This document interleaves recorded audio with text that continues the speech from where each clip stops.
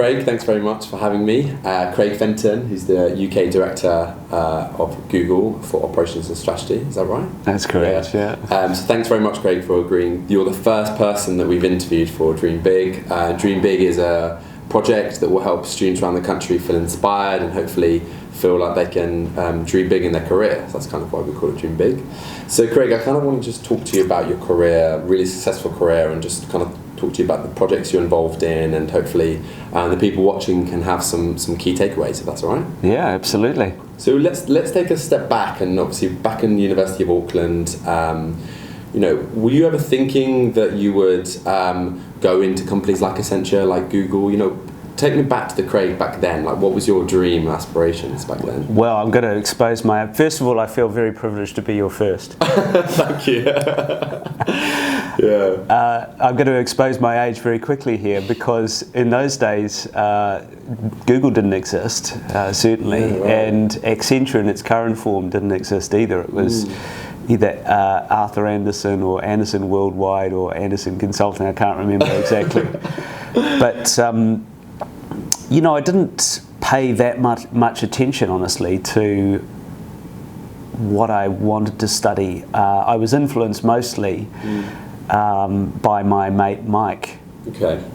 He and I hung out a bit at school. We went travelling together, and he thought it would be a good idea to do commerce and law, which was actually a conjoint degree. It's 2 degrees sort of rolled together. Okay, interesting. So I thought, well, it's going to take me ages to research it. If that's good enough for Mike, it's good enough for me. That's what kind of led me in. So definitely no forward planning view of Google or Accenture at that stage. Yeah. Okay, that's quite interesting. So I suppose back then, like, it's an interesting point. So Google, Accenture at the time didn't really exist.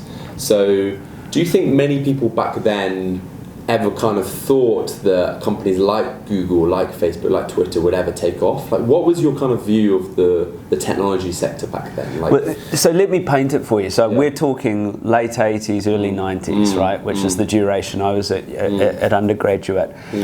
And here was I, a guy growing up in a country of 3 million people. It's about a 30-hour flight from London, right? Pretty isolated and pre-internet. I mean, theoretically, it existed as a sort of university file sharing system, but it was not a big thing. My dad was into he had a toy company actually, but that branched into computers, and he had the license for Amstrad, which is actually a British. Lord Sugar, I should say. Lord Sugar. Yeah. Actually met Lord Sugar when I was travelling with my dad, and I met him. Oh, really? Yeah, in the 80s. No way. Okay. Before he was big, and anyway, so I developed an early interest in technology. We did have computers probably before other people did. I had a little stock trading program which I found really interesting. I learned how to program in BASIC, in the rudimentary languages at the time. So I did have an early interest in technology, but no designs on where that would go. Yeah. Okay, that's interesting. So talk to me about Craig at university. Like, were you sporty? Like, what did you do in your spare time? I was pretty sporty. So my dad really encouraged me into sport. I was not big enough to play rugby. I played 1 year of rugby, which is very unusual for a male growing up in New Zealand not to play rugby. But I figured out pretty early on, if I was going to continue to play, certainly age group rugby, I was going to die. Because the people around me were already really big and quite dangerous. So I played hockey and I played cricket and developed a really strong interest in squash, and I still play squash today. Oh, nice. Okay. So I was pretty sporty, and my dad encouraged that, and I had a few other interests at university. My parents were of the view that if you want to do that, do it yourself, and they were very encouraging, by the way. I don't mean to say that they weren't. Neither of them went to university. So I was the first in my line, if you like, who did that. Though we did have doctors in the family. I was encouraged to work my way through. I paid my way through university. So I actually had almost a full-time job. I was a barman and a waiter. I worked 35 hours a week for 5 years through my bachelor's course, and paid my fees, such that they weren't very high, but but still that you paid your way. Yeah. Well, that's really, really good. So I suppose when you came to the end of your kind of bachelor's, what was the conversation like with your parents when you said, actually, I want to move to the UK? Like, was that an easy thing for you? Well, that happened subsequently. So I immediately after university, did a bit of travelling, came to Europe. I was actually in Berlin when the wall was coming down. The 30-year anniversary is next week. Wow. Amazing too. And I was just there last week, actually. It was really interesting. So I did a bit of travel, and I went into law. So I thought, commerce, law, do I want to be an accountant? Do I want to be a lawyer? Because that's what you did with those sorts of things. Okay, yeah. In the day. So I did my bar exams and I became a barrister and solicitor. Okay, and I actually practiced law. That was my first career for 6 years. Wow, okay. In a private firm. Interesting. So, and how was that? Because I suppose most young people look at law and they think, God, tough, brutal, long hours. Was that kind of your take? Yeah, it was probably a little bit lighter for me in those days. It wasn't so intense. Okay. I was interested in advocacy, so being in the court. I had a little horse's hair wig and the long gown and the bands. Can you imagine it? Yeah. There are early photos. Please don't search them. And I ended up, the first guy I worked with, this guy called Richard Worth, was a captain in the Navy and also a partner in this law firm. And he believed in sort of this tutelage, this apprenticeship type approach. So I was to sit in his office, literally at a side table off to the side of his desk, and watch and listen to his every move and sort of absorb all of this. And he was the sort of guy who would test you every so often. So for example, we'd go to a court hearing and he would ask me to drive his car, which was a pretty flash car. And and that would be a small test. And we'd arrive at the court, and on one occasion he said, right, why don't you do this? And I hadn't even passed the bar exam at that stage. So here I was on my feet, early 20s, finding my way in a courtroom. But a great learning experience, intellectually stimulating, I would say. I had some great experiences as a lawyer. I think it teaches you a deductive logic. It teaches you an eye for detail. And I guess it's where I learned advocacy, which in different spheres is a sort of form of sales, right? You're seeking to persuade a mind or a set of minds to a point of view with a set of facts. So it was a great learning experience. I found it intellectually stimulating, but towards the end not sort of super creatively stimulating. And this was the dawn of the internet. Now we're late 90s. Interesting. So Google was born in a garage in Mountain View in 1998, and this is about the time that I'm talking about now. Okay, interesting. So we're kind of getting to the point where companies like Google, Amazon, etc. are starting to get known and grow. Okay. Yeah. So talk to me. So your MBA at London Business School. What kind of made you, I suppose, think about, you've done your bachelor's, you've done it in law. What made you think about doing an MBA at London Business School? Well, I figured out I was really super interested in what was starting to happen in the internet. I was very interested in business. But I didn't know how to make that transition, because keep in mind, I was a suit-wearing, horsehair, wig-wearing lawyer, right? And I didn't know how to make the change. So I thought, well, an MBA seems like a good way of kind of rebranding. And I applied for a few schools in Europe and in the US, and ultimately decided on London Business School. And that was my sort of coming out party, if you like. It was the way that I transitioned from, one phase to another, and rebranded myself and gave myself the ticket that I felt I needed to enter the business world. Okay, interesting. So I suppose, like you say, you were interested in business, and you thought that was a good thing to do. Transitioning from law into the kind of tech space or business consulting space. Accenture then. So what made you want to go and work for them? So at that time, London Business School was known for finance. Okay. London, the capital, the financial capital of the world, alongside New York.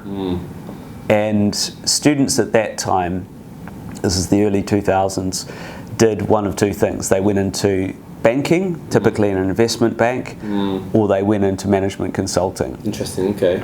A very small number of people who were sort of right out there on the fringe went into industry, and a couple, started their own thing. But mostly it was consulting and banking. I was still very interested in business. I still didn't really know what type of business. So I thought management consulting would give me the opportunity to work with a number of different businesses in different places on different problems and really kind of do a bit of tourism, if you like, some business tourism and really figure out. So my initial plan when I took the job with Accenture, it was Anderson Consulting at the time actually, was to do a couple of years and then go get a proper job. And actually I found after I joined the company, it started changing under my feet and the business started expanding. We started getting into outsourcing and where you're taking over sections of a company and selling that function back as a service, this sort of thing. So I found that fascinating and had an absolutely wild ride over a number of years there. Yeah, that was going to be my point. So you kind of were at Accenture for how many years? 16 years. 16 years. So quite a long time. So what kept you at Accenture so long? I suppose most people watching this would think, they obviously know big company, good culture, but clearly it would have kept you quite interested for 16 years. So what kept you there? So change, in a word. I think about 8 roles in that time. So those 16 years sounds like a long time. I was changing what I did and where I did it every 2 years or so. Wow. So I, all sort of a similar flavour of role. I quickly sort of came out of the advisory business and started doing deals, basically, mostly outsourcing deals, occasionally the odd merger and acquisition and this sort of thing. And I found that the adrenaline of the deal was really interesting. And I did that job in the UK. I had 2 years in Benelux, mostly in Amsterdam, a little bit in Paris, Benelux in France. I did it. I had 2 years in Germany. I had a period in the Nordics. I worked in the business in Italy, Central Europe and the Middle East. Wow, okay. Did a bit of time in Spain, all commuting from London, so I was a typical road warrior. Monday morning out, Thursday evening back. Okay, wow. Worked from home on Friday. But what that meant is that I had a tremendous degree of variety. I worked in economies ranging from the powerhouse of Germany to the basket case at the time of Greece. I worked in emerging markets like Saudi Arabia. I had a long stint out there in the UAE. I worked in Russia for a while. And you get to know different cultures, and I got to see different companies in different states of sort of digital disruption. Okay, that's quite interesting. So I suppose you've had an incredibly long career, and then when you got to the end of Accenture, what was the kind of reason that most people would understand why, but I'm quite interested to get into why. Why would you go from management consulting into Google then? What was the reason for that? So the reason for that was I'd done a fairly similar job, albeit in multiple different places and different regions for quite a long time, and I felt my learning curve had started to flatten. I was still learning stuff. I'd had a fantastic time at Accenture. I don't have enough good words to say about the company. It's a great place to earn your stripes, and many people build 30-year careers there. Many of my friends are still there. But I felt for me that I wasn't uncomfortable enough. Okay. I like to be comfortably uncomfortable, which means learning stuff and taking risks and sort of extending myself, doing stuff I don't know rather than stuff that I do know.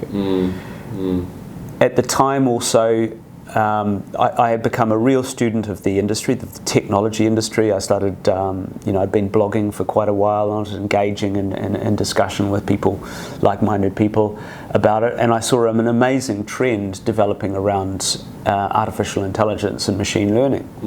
So I took a step back. Actually, Accenture had offered me a global role, which was a dream job. Like, had I been able to write down exactly the role that I wanted, it would have been that one. But rather than running towards it, I took a step back and thought, actually, what really excites me? Change, building stuff or changing stuff, right? So from a functional, let's say, point of view. And I felt that we were and still are in a moment in time where this type of technology is absolutely transformative, and I wanted to find a way of putting myself in the heart of that. So I wrote down a very short list of other places that could probably serve that passion. I think I had 3 companies on it. Okay. And Google obviously being one of them. Google was one of them, and I literally Googled who runs Google. Because I didn't know. Oh, okay, interesting. It's not, apart from the global CEO, it's not particularly an advertised thing. Yeah. And I wrote to him on LinkedIn, actually. Oh, really? Yeah. Interesting, okay. And as these things often are, it was a sort of combination of the skills that I brought to the table, but a lot about luck and timing. There happened to be the position that I'm now in open, and I interviewed, and at the end of the series of interviews, I was successful. Wow. Okay. This is I suppose this is great to talk about now, because I was thinking about the role of networking, LinkedIn, how things have changed, because historically people used to apply for jobs, go through the traditional interview process, and I suppose that is still the case, but now people are more accessible. You can write to people on LinkedIn, you can get visibility. So LinkedIn's such an interesting platform, and I know that you're quite active and have got thousands of followers on LinkedIn. So lots of people watching this will be thinking, in such a competitive market, how do I stand out? How do I do something that's different? What would your advice be to them, especially with tools like LinkedIn, and what would be the disruptive way to really stand out in a competitive market, would you say?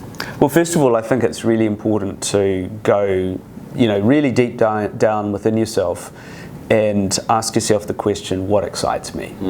What am I passionate about? And the answer to that question, if it's answered properly, should not be a function or a role. Interesting. Okay. Like, what is the thing that make your eyes light up? You talk faster, and obviously for you have a passion for helping young people, and this is what you're doing the video for, and the business that you've got.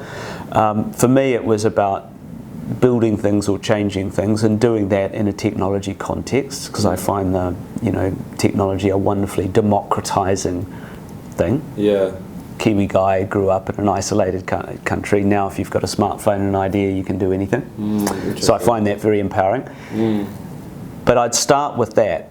Who really am I? What excites me? And I would then work out where that passion can be served. Whether they're companies, whether it's doing your own thing, whether it's working in the non-profit sector or something else. Start there, right?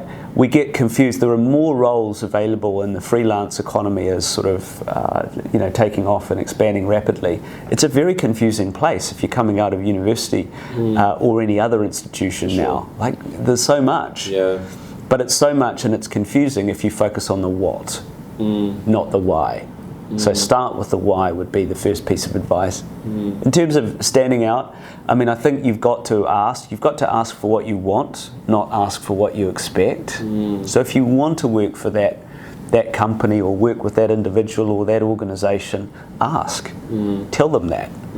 Right? What have you got to lose? The worst that can happen is they ignore you, or you get a no. Yeah, absolutely. Fine, move on. You understand that door's not available. And the other thing about LinkedIn I find is, look, it's not about you, it's about everyone else, right? So engaging, there's a big audience out there, engaging that audience in what they think by provoking on a topic that you feel interested in is an incredible experience, and it's a tremendous use of the platform, because you really start to have very interesting dialogue, and you meet very interesting people doing that.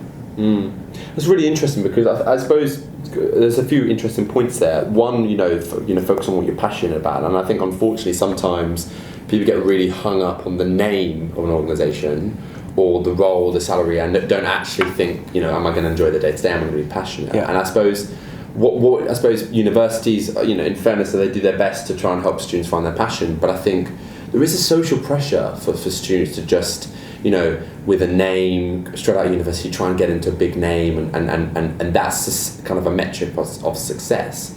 So what would be your message to students that think, actually, do I fit into a company like Google or Facebook or Accenture or an investment bank, and how can they actually just try and ignore the social pressure and do what they're passionate about? Responding to social pressure won't make you happy, right? Because you're actually doing what others expect or want rather than what you want. Yeah, for sure. Yeah, so I'd resist that. It's illusory, ephemeral, and not real. What you really want to do, work should be an utterly joyful, invigorating, amazing experience. You should be skipping out of bed on a Monday morning. Yeah. Can't wait to get there and get stuck in. And work's not like that for many people, and mostly that's because of the choices that they have made. They've focused more on these sort of ephemeral things, these external attributes, the great name, the big salary, the nice role, title, or whatever it is, rather than really going deep down and sort of asking what excites them. So, no, that's really resist the temptation to do that. Yeah, and I suppose this is a really interesting point. So you wrote an interesting blog about kind of your top tips, your takeaways from your career so far, your kind of life tips, and one of them was kind of surround yourself with great people, with good people. Yeah. So I suppose that's an interesting point, because surely if you're surrounding yourself with the right people, that they should be telling you exactly what you're saying. Do what makes you happy, what you're passionate about, and don't just go for the big salary and the big name. So okay, let's touch upon that. So in terms of, I suppose, mentors, how important have mentors been to you? Because we hear young people always told, get a mentor, get people that can give you good advice. But in your career, how important has mentors been to you? Massively important, and that's still true today. As true today as it was when I came out of university. A good mentor will help you look at the world through a different lens. Right. So here's the thing, and it's a truism, right? You don't know what you don't know. Therefore, you need others to point that out and to allow you to look at the same set of facts with different eyes. And I think that sense of perspective, that sense of support and encouragement is massively empowering. Most of my mentorships, and this has been my experience all my life, are actually two-way. When people hear the word mentor, they typically think of, an elder that they engage, and she or he will give wise advice and sort of impart this wisdom that then carries us. And that should be true to some extent, but it's a two-way street. I've got many mentors who are in their early 20s. Yeah. And I learn as much from them as they do from me. I'm working with some one guy who's been sleeping rough. He's homeless for a long time, and I certainly learn a lot from him about what life out there is really like for many in his situation. So it should be a two-way street as well. Craig, you're very involved in lots of organisations that kind of give back. One of them is the big youth group. So for someone, obviously, you're very senior at Google, very busy guy. What kind of makes you want to get involved in organisations like this? Because, a lot of senior people don't, have time or find excuses or don't really want to give back. So what makes you want to give back to organisations like that? I find it interesting, so I find it important. Big Youth Group is an organisation that was started by a guy and is led by a guy called Jack Parsons, who's in his 20s, grew up in Essex, was told by his teachers at a young age that he wouldn't amount to much. He was pretty hopeless at school, and he was given a list of trades to consider. And he sort of mentally rebelled against that and said, no, I can do more than that, and set about bettering himself and studied his way through to decent grades at school, and then worked his way up in the recruitment world, and ultimately founded his own business with the mission of improving the odds for young people. And I find that very important and invigorating as a mission for a couple of reasons. One, from a social point of view, I think it's just the right thing to do, right? Talent is innately human and evenly spread. It's just that there's more oxygen in some places than others. And if we're to live together as a society, as a group of people, we need to all contribute to ensuring that opportunity to express talent is equally spread.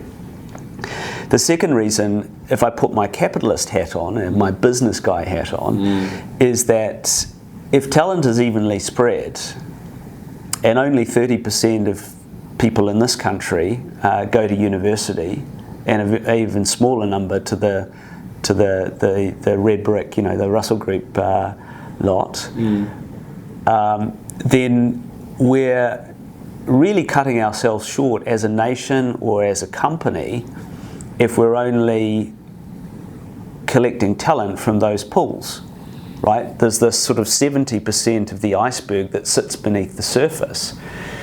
Those who are moving through the university of life in some way, who have got just as much to offer but perhaps haven't had the privilege that others have had to find or to access those opportunities. So I think if you're building an organisation that's going to be sustainable,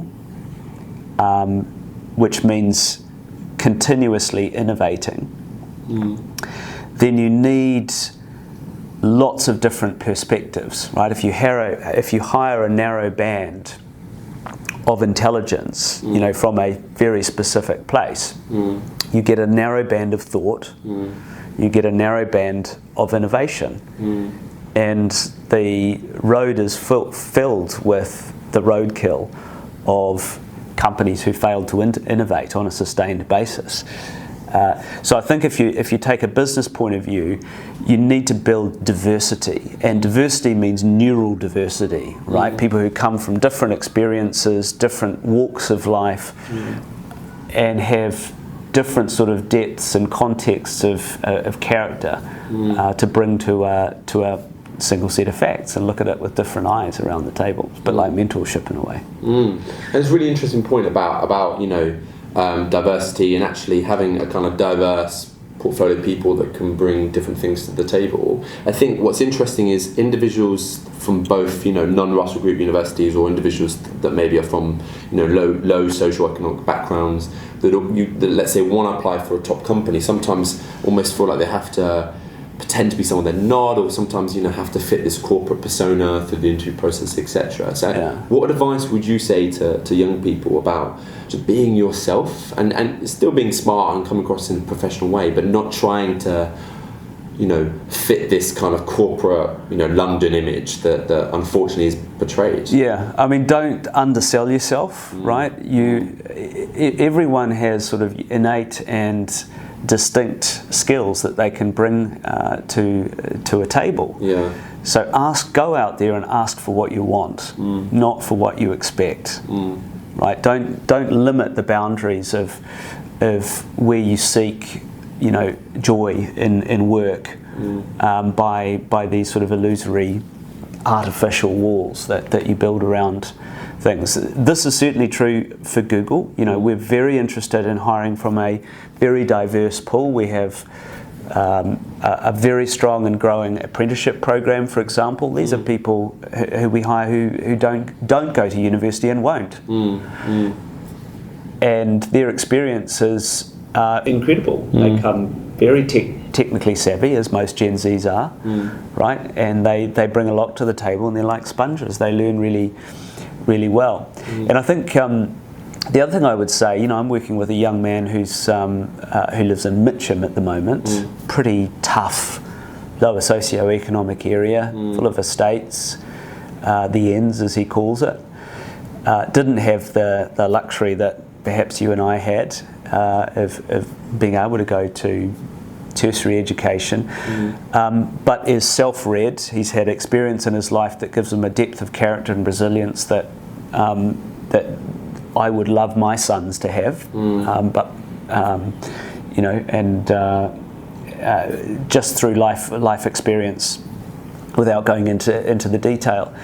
And give me somebody who's sort of gone through the valley of despair in a hard life, and found it within themselves to draw themselves out, self-educate, and carve a path any day of the week. I mean, that's the sort of person who would be brilliant in a company, and it's not the skills that they teach at universities typically. Well, and that's really, and I suppose lots of people watching this will feel really inspired by that, and they'll feel like the takeaway from this conversation is actually they can be themselves, they can find what they're passionate about, don't undersell themselves, but at the same time, you know, of course, work hard, but actually don't be put off, because, like I say, there is diverse individuals that are always being given opportunities by people like yourself. So I suppose let's finish with this point. So I suppose, you know, you've had an incredibly successful career. What would you say has been the kind of top 3 things that have kind of helped you have a strong career? And I know that's difficult to kind of pinpoint, because I suppose there's lots of things, right? But yeah. I suppose for the viewers, what would you say is the top 3 things that you think has not just helped you, you know, do well and get to the top, but stay at the top and still, you know, feel like you can continue to do well in your career even now? Well, hopefully I'm only just getting started with my career. I hope it's a very long runway ahead of me. I mean, I think the first thing is know yourself. Right, figure out what you're passionate about, what really excites you, what is your why, not your what, your why. Right, so that'd be the first thing. The second thing, perhaps connected with that, is stay curious.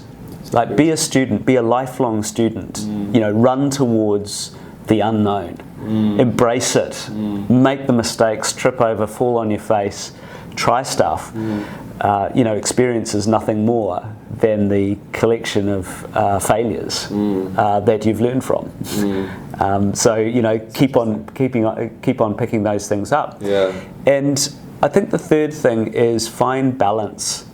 Right, work should be joyful, and to be joyful, it needs to have interest. And it also needs to have balance. Like this sort of 24/7, always on, email up to your eyeballs lifestyle that we've sort of generated as a society is not productive. You're going to be at your best if you carve out time for yourself, where you're pursuing your hobbies and your hustles on the side or otherwise of what you do for work. That you spend time with your family, and that you're not kind of always on. Right? We're at our best when we're relaxed and we feel comfortable in our own skin. We're bringing our whole selves to whatever we do. Well, really interesting, and I'm sure lots of people have a lot of key takeaways, and I'm sure they'll find it really interesting and inspiring. So, Craig, thank you very much. My pleasure, Alex. Thanks.